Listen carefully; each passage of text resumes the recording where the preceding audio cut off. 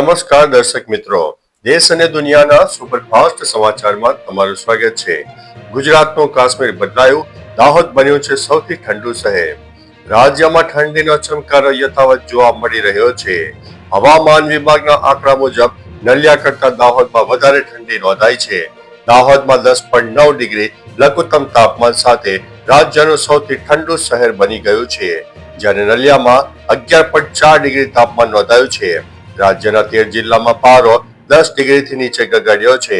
અમરેલી, રાજકોટ અને વડોદરામાં પણ કડકડતી ઠંડીનો અનુભવ થઈ રહ્યો છે, જ્યારે અમદાવાદમાં તાપમાન 14.9 ડિગ્રી રહ્યો છે। અન્ય મહત્વના સમાચારની વાત કરીએ તો લાજપોર જેલમાં દુષ્કર્મના કેદીનું મોત। સુરતની લાજપોર જેલમાં દુષ્કર્મના ગુનામાં સજા કાપી રહેલા કેદી સદ્દામ હુસેન ઉર્ફે ઇરફાન અજીજાનું રહસ્યમય સંજોગોમાં મોત નીપજ્યું છે। આ કેદીને નવસારીમાં બનેલા દુષ્કર્મના ગુનામાં આજીવન કેદની સજા પણ થઈ છે। જેલમાં તેને અચાનક ખભાના ભાગે દુખાવો ઉપડ્યો અને તે બેભાન થઈ ગયો હતો।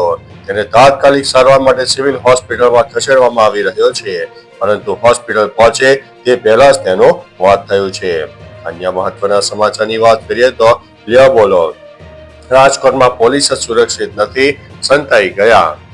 રાજકોટના પ્રદ્યુમનનગરમાં પોલીસ સ્ટેશનમાં બનેલી એક ઘટનાએ પોલીસને સુરક્ષા સામે ગંભીર સવાલો ઉભા કર્યા છે।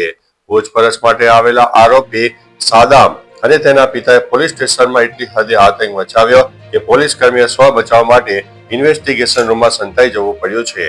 આરોપી સાદાને મને પોલીસની બીક નથી તેમ કહીને ઉદ્યમ મચાવ્યો હતો અને દિવાલ સાથે માથું પછાડ્યું હતું। અન્ય મહત્વના સમાચારની વાત કરીએ તો તળાજા અલંગમાં ડિમોલેશનનો ભારે વિવાદ। ભાવનગરના તળાજામાં ડિમોલેશનનો વિરોધ કરવા હજારોની સંખ્યામાં લોકો ઉમટી પડ્યા। લોકો ટેમ્પો જેવા વાહનોમાં બેસીને મામલતદાર કચેરી પહોંચ્યા। તળાજા મામલતદાર કચેરી ખાતે લોકોના ટોળે ભેગા થયા હતા। 3000 કરતા વધુની સંખ્યામાં લોકો અહીં ઉમટી પડ્યા હતા। ખાસ કે તંત્ર 17 ડિસેમ્બરે ડિમોલેશનની કામગીરી કરે તે પહેલા લોકોએ ભારે વિરોધ કર્યો છે।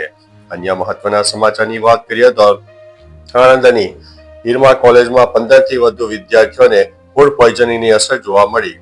આણંદ સ્થિત પ્રતિષ્ઠિત સંસ્થા ઈરમામાં ફાઉન્ડેશન ડેની ઉજવણી દરમિયાન એક ચિંતાજનક ઘટના બની, જેમાં 15 થી વધુ વિદ્યાર્થીઓને ફૂડ પોઈઝનિંગની અસર પણ થઈ હતી। અસરગ્રસ્ત વિદ્યાર્થીઓને તાત્કાલિક સારવાર માટે ઝાયડસ અને કરમસદ મેડિકલમાં ખસેડવામાં આવ્યા હતા। પ્રાથમિક માહિતી મુજબ તમામ વિદ્યાર્થીઓની હાલત સ્થિર છે। અન્ય મહત્વના સમાચારની વાત કરીએ તો ગોપાલ ઇટાલિયાએ રાજનેતાઓની સંપત્તિ પર ઉઠાવ્યા સવાલ। આપ નેતા ગોપાલ ઇટાલિયાએ રાજનીતિમાં પ્રવર્તતા ભ્રષ્ટાચાર ઉપર આકરા પ્રહારો કરતા કહ્યું છે કે રાજકારણમાં આવ્યા બાદ નેતાઓ ભ્રષ્ટાચાર કરીને અઢળક સંપત્તિ એકઠી કરી લેતા હોય છે। પોતાની સાદગીનું ઉદાહરણ આપતા તેમણે કહ્યું છે કે હું ધારાસભ્ય બન્યો હોવા છતાં આજે પણ ચપ્પલ પહેરીને ફરું છું। હું રાજનીતિમાં જનતાના પૈસા ચૂંટણી માટે નહીં પણ લૂંટ ચલાવનારને રોકવા અને પ્રજાનો સહારો બનવા માટે આવ્યો છું। અન્ય મહત્વના સમાચારની વાત કરીએ તો કિંજલ દવેના સમર્થનમાં કાજલ હિન્દુસ્તાની જોવા મળ્યા। કિંજલ દવેના પરિવારને બ્રહ્મ સમાજ દ્વારા બહિષ્કારનો નિર્ણય લઈને હવે કાજલ હિન્દુસ્તાની તેના સમર્થનમાં ખુલીને આવ્યા છે। કાજલ હિન્દુસ્તાનીએ હિન્દુઓમાં પ્રવર્તતા જાતિવાદ સામે નારાજગી વ્યક્ત કરી છે।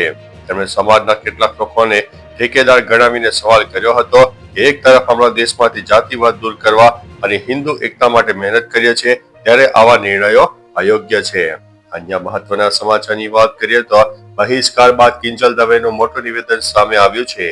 કિંજલ દવેના પરિવારનો સમાજે સામાજિક બહિષ્કાર જાહેર કર્યો। આ નિર્ણય સામે તેણીએ ઇન્સ્ટા પર વિડીયો શેર કરીને આક્રોશ વ્યક્ત કર્યો છે। તેણે કહ્યું છે કે જ્યારે વાત પિતાના સ્વમાન પર આવે ત્યારે ચૂપ રહેવું શક્ય નથી। કિંજલે બહિષ્કાર કરનારાઓને અસામાજિક તત્વો ગણાવીને સાટા પ્રથા, બાળ લગ્ન અને ઘૂંઘટ પ્રથા જેવા કુરિવાજો પર આકરા પ્રહારો કર્યા છે અને દીકરીઓને જીવનસાથી પસંદ કરવાનો હક હોવાની હિમાયત કરી છે। અન્ય મહત્વના સમાચારની વાત કરીએ તો જૂનાગઢમાં ધાર્મિક સંસ્થા દ્વારા cyber fraud. Junagadh range cyber ક્રાઇમે સમન્વય પોર્ટલની માહિતીના આધારે એક મોટો સાયબર ફ્રોડ રેકેટનો પર્દાફાશ કરીને 8 શખ્સોની ધરપકડ કરી છે। આ કૌભાંડમાં માસ્ટર માઇન્ડ કેરાળા ગામમાં ગૌશાળા ચલાવતો અને ધાર્મિક પ્રવૃત્તિ સાથે જોડાયેલો કલ્યાણગીરી છે।